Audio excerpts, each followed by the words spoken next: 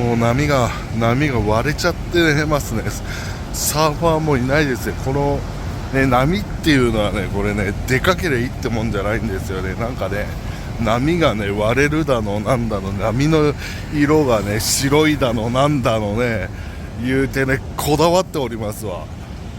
出かけりゃいいってもんじゃないんですよ。この台風が近づいたからってね嬉しいもんじゃないんですよ。これはね、なんかこれ乗ったらね危ないやつなんでしょうね。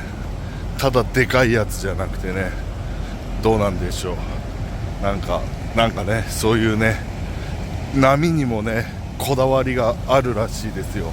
今日はねちょっとね波がねもうすぐね海岸をね浸食してるんでね、今ねジェットスキーとかねそういうやつをね、流されないようにね避難してるとこですね。これもね最後にね片付けるんじゃないでしょうかね。台風対策でねもうすっからかんになりましたね。もう組んであったんですけどね、屋根とかも外して椅子とかもね片付けちゃいましたね。またね台風が去ったらね営業開始したいと思います。波がねこう海の方でね潮吹いちゃって、ほら潮吹いちゃってこう波がこんな潮吹いちゃってるんですよね。それでねちょっとねジェットスキーとかがね水に浸かっちゃうか、海に浸かっちゃうかもしれないんでね、もうね逃がしちゃいましたね。この地図でジェットスキーはねもうここに逃がしちゃってるんですよね。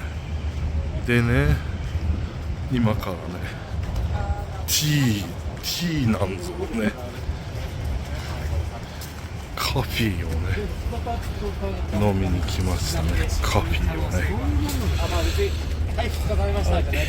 いただきます。いただきます。お何をしよう、小さな子供たちのために。お何をしよう、未来の子供たちのために。